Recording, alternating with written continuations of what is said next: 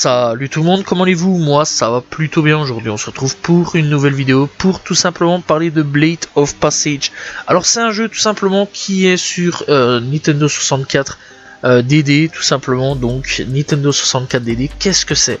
Et bien tout simplement c'est un périphérique de la console Nintendo 64 sorti au Japon le 1er décembre excusez-moi 1999.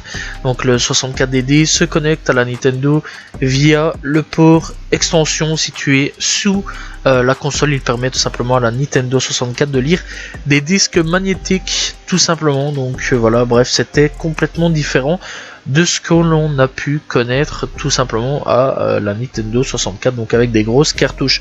Alors ça offrait tout simplement différentes options comme le jeu en ligne, un service tout simplement de messagerie et ou la navigation sur internet.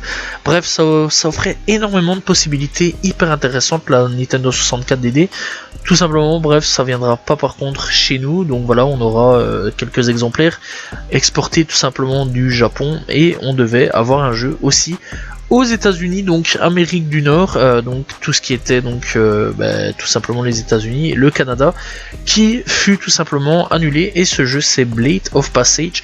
Alors bien sûr, je n'ai malheureusement pas de gameplay sous la main de ce jeu là, enfin du moins de ce que j'ai pu trouver, etc. Donc voilà, donc on mettra tout simplement un Mario ou autre, bref on verra quand le montage sera fait. Bref, donc nom de code c'est Project H, également connu sous le nom de Tulukan. C'était un action RPG annulé prévu pour la Nintendo 64 DD Drive. Il était à l'origine destiné à faire partie de la gamme de lancement nord-américaine du périphérique et a été conçu pour être une sorte d'hommage 3D et d'expansion tout simplement aux idées de Secret of Mana apportées des années plus tôt. On peut lire ce que Richard Knight, tout simplement développeur chez Pixel Play Interactive, pendant les dernières parties du développement du jeu, se souvient du projet sur son site moogle.net. Donc voilà, bref, donc il dit: au moment où je suis arrivé au studio, le projet était dans un état de flux. Nintendo a d'abord reporté puis annulé le lancement américain de la 64 DD, donc même en Amérique ce fut annulé. Puis peu de temps après, que les cartouches de la 64 MO soient devenues une réalité réalisable, les ordres de marche ont été donnés pour que tous les projets aillent au GameCube tout simplement, à la place tout simplement si possible. Bref, j'ai été embauché très tard dans le développement en tant que modélisateur tout simplement 3D, avec l'intention de passer au design quand cela aura aurait du sens. J'ai commencé à contribuer à certains modèles et environnements de niveau, mais les ralentissements du projet m'ont forcé à passer à la conception de campagnes et d'histoires au cours tout simplement des derniers mois.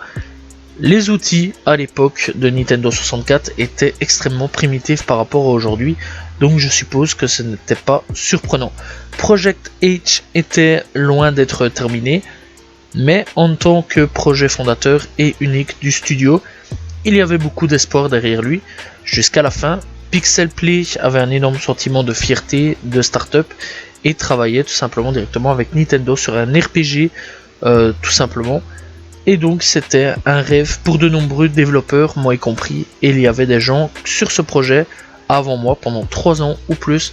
Perdre le projet a changé plus ou moins, tout simplement sur le coup, le tissu de l'entreprise.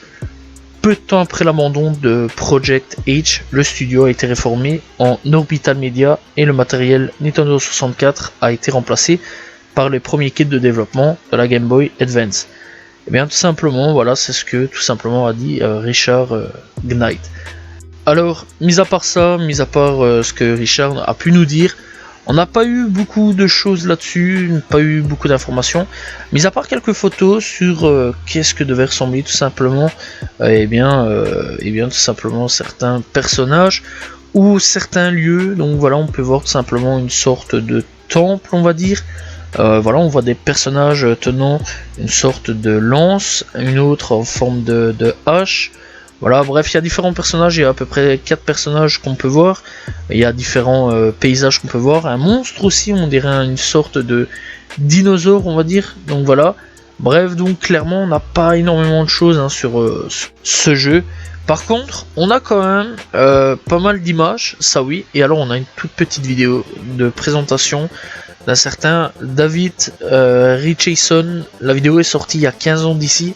Alors ce qui est quand même extraordinaire par contre, c'est que il y a pas des millions de vues quand même, il y a 3,8K de vues, voilà, 4 commentaires seulement, et donc 7 likes et 2 dislikes. Donc voilà, alors je sais que les dislikes ont disparu, mais il y a moyen de pouvoir les voir, donc voilà. Bref, donc clairement on a quand même 2-3 possibilités de pouvoir voir un petit peu de choses tout simplement sur ce jeu, donc du nom de Blade of Passage, qui malheureusement a tout simplement été annulé avec bien la 64 DD, donc qui clairement a disparu lui aussi pour chez nous et pour les Américains. Donc voilà, bref, la seule sortie officielle a été malheureusement que au Japon et pas dans le reste du monde, ce qui fut, je pense, c'est bien, une erreur, je pense, de la part de Nintendo. Voilà, bref, donc clairement on n'a pas énormément d'informations sur ce jeu là, je peux pas plus dire de choses là-dessus ou quoi qu'est-ce. Donc c'est tout simplement la fin de cette vidéo sur un jeu qui malheureusement n'est jamais sorti, que ça soit sur GameCube ou autre. J'aurais bien aimé pouvoir le voir, donc voilà, on n'a pas énormément d'informations sur ce jeu. Sur ce, j'espère que vous avez apprécié la vidéo. N'hésitez pas à vous abonner, liker, commenter, partager. On se retrouve demain pour une nouvelle vidéo. Salut tout le monde, ciao ciao.